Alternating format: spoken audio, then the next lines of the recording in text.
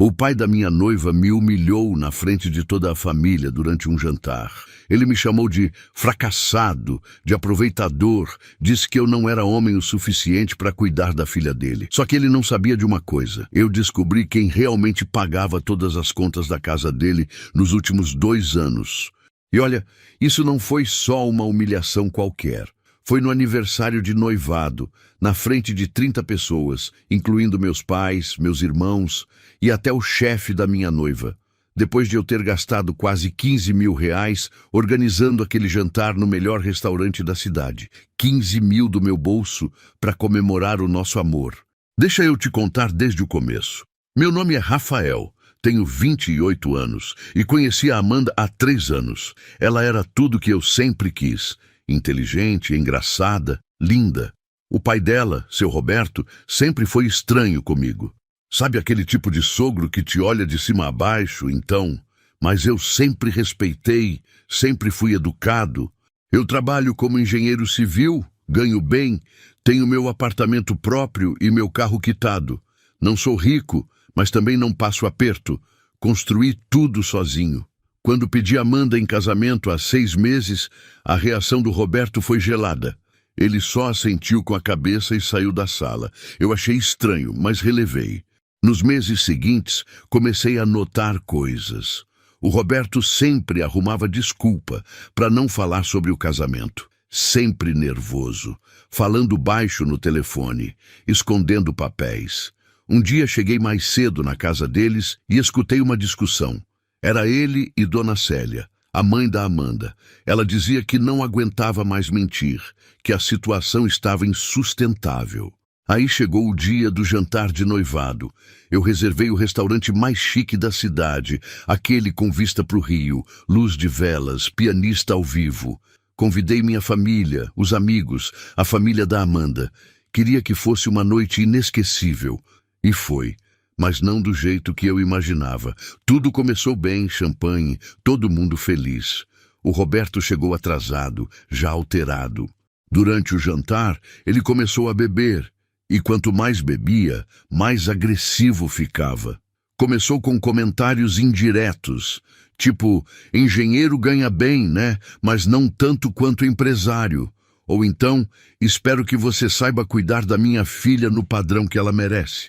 Eu engolia seco e sorria, tentando manter a paz. Mas aí veio a sobremesa, e ele resolveu fazer um brinde. Levantou a taça e começou um discurso. Falou da Amanda, de como ele sempre deu tudo do bom e do melhor, de como ele construiu um império do zero. E então, olhou para mim e disse que esperava que eu estivesse à altura. Eu ainda tentei relevar, mas ele não parou. Ele disse que engenheiro era profissão de empregado, que eu nunca ia ter a vida que ele tinha, que a Amanda estava acostumada com luxo, com viagens, com o melhor de tudo, e que ele duvidava que eu conseguisse proporcionar isso. O restaurante inteiro ficou em silêncio. A Amanda tentou interromper, mas ele continuou, me chamando de aproveitador. Foi quando o Roberto soltou a frase que mudou tudo. Ele disse, olhando nos meus olhos, você não é homem o suficiente para minha filha, rapaz. Você não tem estrutura, não tem classe, não tem nada. E riu, aquela risada de deboche, todo mundo constrangido. Minha mãe começou a chorar, meu pai estava vermelho de raiva. E foi nesse momento que algo dentro de mim estourou. Não foi raiva, foi uma calma estranha. Porque naquela hora eu lembrei de tudo que eu tinha descoberto 3 semanas antes. Por acaso, sem querer, mas eu sabia a verdade sobre o império do Roberto. E eu decidi que era hora dele saber que eu sabia, era hora da verdade aparecer. Eu levantei da cadeira devagar, peguei minha taça e disse, seu Roberto, o senhor tem razão. Eu realmente não tenho um império como o senhor, mas tem uma coisa que eu tenho e o senhor não tem. Dignidade para assumir minha vida real e coragem para não mentir sobre quem eu sou. O sorriso dele começou a desaparecer. A Célia ficou branca. Eu continuei. 3 semanas atrás eu descobri uma coisa interessante, seu Roberto. Fui fazer uma visita surpresa para Amanda, mas ela não estava. A dona Célia me recebeu e quando fui ao banheiro, vi uma pilha de cartas na mesa da cozinha. Cartas de cobrança, Avisos de corte de energia, boletos vencidos. Uma estava aberta, do banco. Era um aviso de penhora de bens por dívida não quitada. Valor R$ 230 mil. Como um empresário de sucesso devia tanto. No dia seguinte, por curiosidade, fui até o tal escritório de contabilidade dele. Sabe o que eu encontrei? Uma salinha de 10 metros quadrados, sem funcionários, sem movimento, só ele e um computador velho. Aí eu entendi tudo. O escritório faliu há 2 anos. A casa do condomínio, alugada, o carro importado, financiado com parcelas atrasadas. Tudo mentira, tudo fachada. E sabe quem estava pagando o aluguel da casa, as contas e segurando aquela vida de aparências? A dona Célia, com o salário dela de secretária, ela se matando de trabalhar. O silêncio no restaurante era sepulcral. A Célia com as mãos no rosto, chorando. A Amanda em choque, olhando para o pai. E o Roberto. Ele parecia ter encolhido na cadeira. Toda aquela arrogância tinha evaporado. Mas eu não parei aí. Porque nos últimos meses eu tinha percebido como a Célia estava sempre cansada, sempre preocupada. Amanda me contou, sem saber da real situação, que a mãe tinha começado a fazer trabalhos extras de digitação à noite. Tudo para manter a fantasia do marido empresário de sucesso. Eu olhei para o Roberto e perguntei: o senhor quer falar de estrutura? De ser homem o suficiente? O senhor deixou sua esposa se matar de trabalhar só para manter uma mentira. E enquanto isso, o senhor fingia ser bem-sucedido, humilhava quem realmente trabalhava honestamente e ainda tinha coragem de me julgar. Eu pago minhas contas, seu Roberto. Eu durmo tranquilo à noite. O senhor consegue dizer o mesmo? Ele não respondeu, só olhava para o prato. A Amanda começou a chorar. Ela não sabia de nada. Eu senti um alívio enorme. Não por expor ele, mas por acabar com aquela mentira que estava destruindo a Célia. Porque ela não merecia aquilo. E foi nesse momento que percebi que tinha algo mais. Algo que descobri quando investiguei mais a fundo. Respirem fundo, porque a verdade era muito pior do que todo mundo imaginava. Depois daquele jantar, a Amanda quis respostas. Fomos para a casa dos pais dela. Lá, a Célia finalmente desabou e contou tudo. Confirmou que há 2 anos o escritório faliu depois que o Roberto perdeu clientes por má gestão. Ele entrou em depressão, mas nunca admitiu o fracasso. Ela assumiu tudo sozinha, pegou empréstimos, trabalhou dobrado. E o Roberto? Ele saía todo dia de terno, fingia que ia trabalhar, mas na verdade ficava num café perto de casa, navegando na internet, fugindo da realidade. A Amanda estava destruída. Eu segurava a mão dela. O Roberto continuava calado, envergonhado. Mas então eu disse que tinha mais uma coisa, e foi aí que a bomba realmente explodiu.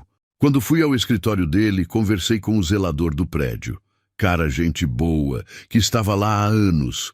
Ele me contou que o Roberto ainda ia lá às vezes. E mais importante, ele me contou sobre uma mulher que visitava o escritório com frequência. Uma mulher que não era a Célia. No começo não quis acreditar, mas o zelador me mostrou fotos. Era verdade. Nos últimos meses, enquanto a Célia se matava de trabalhar, o Roberto tinha uma amante. Uma mulher mais jovem que frequentava aquele escritório abandonado com ele. Eu peguei meu celular, mostrei as fotos. A Célia viu, gritou, começou a chorar. A Amanda correu para consolar a mãe. O Roberto tentou negar, disse que era só uma amiga. Mas as fotos não mentiam. Eles se abraçando, se beijando, entrando juntos no prédio. Foi aí que a Célia perdeu o controle. Gritou tudo que estava guardado há anos, como ela tinha se humilhado, pegado dinheiro com agiotas, vendido até as joias da família, como ela chorava, escondida toda noite, e o Roberto só ficava ali, pequeno, destruído. A Amanda me puxou para fora da casa. Ela estava transtornada, mas não comigo. Ela me agradeceu. Disse que eu tinha libertado a mãe dela de anos de sofrimento silencioso. Que era melhor a verdade doer agora do que a mentira matar aos poucos. Ela me abraçou forte e chorou no meu ombro. Mas ainda não tinha acabado, porque algo inesperado aconteceu no dia seguinte. A Célia ligou para Amanda cedo, às 7 da manhã. Disse que precisava falar comigo urgente, que tinha descoberto mais uma coisa. Fomos até a casa. A Célia estava com uma pasta cheia de documentos. Ela tinha passado a noite inteira vasculhando o escritório em casa do Roberto e tinha encontrado coisas que mudavam tudo, documentos que mostravam a real extensão da mentira. Ela nos mostrou contratos falsos, notas fiscais adulteradas, e-mails comprometedores. O Roberto não tinha apenas deixado a empresa falir por má gestão, ele tinha desviado dinheiro dos clientes, tinha cometido crimes. E quando foi descoberto, ao invés de assumir e consertar, ele fugiu e deixou tudo para trás. Por isso as dívidas eram tão grandes. A Célia estava pagando pelos crimes do marido sem nem saber. Eu fiquei chocado. A Amanda entrou em pânico. Sugeri que a Célia procurasse um advogado imediatamente. E mais importante, que ela se separasse juridicamente do Roberto o quanto antes para proteger os bens dela. Naquele momento, o Roberto chegou em casa, viu os documentos e entendeu tudo. A Célia olhou para ele com pena e nojo. Disse que queria o divórcio, que ia fazer tudo certinho para não ser responsabilizada pelos crimes dele, que ela tinha dado anos da vida dela para um homem que não merecia. O Roberto caiu de joelhos e começou a chorar. Pediu perdão, disse que estava com medo, que tinha vergonha de admitir o fracasso. Mas a Célia não amoleceu. Disse que amor não era deixar a esposa se matar de trabalhar. Amor não era mentir, trair, roubar. Amor não era humilhar o noivo da filha em público para esconder as próprias falhas. A Amanda disse para o pai que ele precisava assumir a responsabilidade, procurar ajuda e, principalmente, resolver a situação legal antes que piorasse. E aqui chegamos no momento da decisão final. Teve uma reunião familiar. Meus pais, os pais da Amanda, eu e ela. A situação era complicada. O Roberto podia enfrentar processos criminais. As dívidas estavam no nome dos dois. A casa alugada tinha parcelas atrasadas. Era um caos. E foi quando eu fiz uma proposta que ninguém esperava. Eu tinha economias. Tinha juntado dinheiro durante anos trabalhando duro. Era minha reserva para comprar uma casa maior depois do casamento. Eram 60 mil reais. E eu sabia que aquilo podia ajudar a Célia a respirar. Propus emprestar o dinheiro para ela pagar os débitos mais urgentes, especialmente as dívidas com agiotas que cobravam juros absurdos. Em troca, ela assinaria um contrato de pagamento mensal, sem juros, só o valor principal, dividido em parcelas que coubessem no orçamento dela. Seria uma ajuda, não doação. Mas tinha uma condição. O Roberto teria que procurar ajuda psicológica, assumir seus erros legalmente e, principalmente, arranjar um trabalho de verdade, qualquer coisa honesta.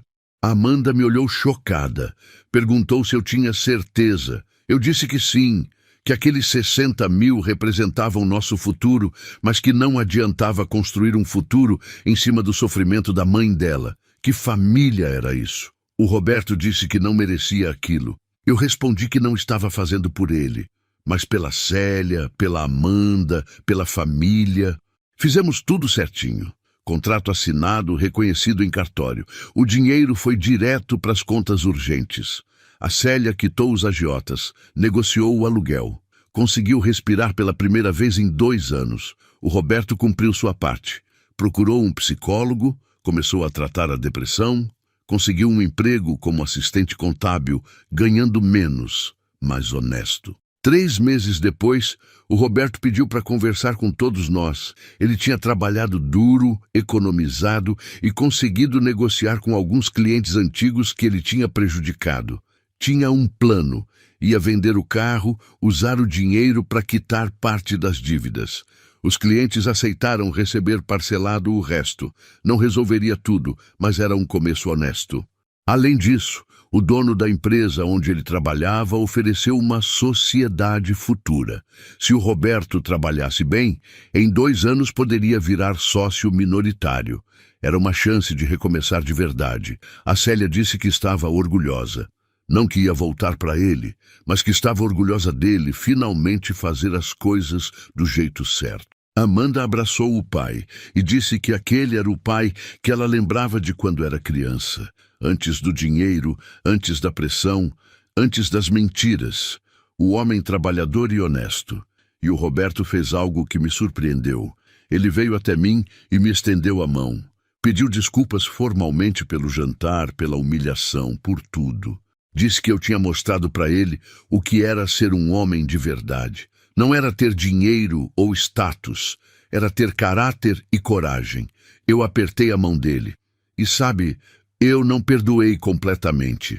Mas entendi que as pessoas podem mudar quando enfrentam suas verdades. Eu e a Amanda nos casamos 6 meses depois, numa cerimônia simples, mas cheia de amor verdadeiro. A Célia estava radiante, livre, trabalhando num emprego só agora porque as contas estavam organizadas. Ela ainda não voltou para o Roberto, mas eles estão conversando, construindo algo novo, baseado em honestidade. E o Roberto, ele estava lá no casamento, discreto, mas presente. Porque no final ele aprendeu que humildade vale mais que qualquer império de mentiras.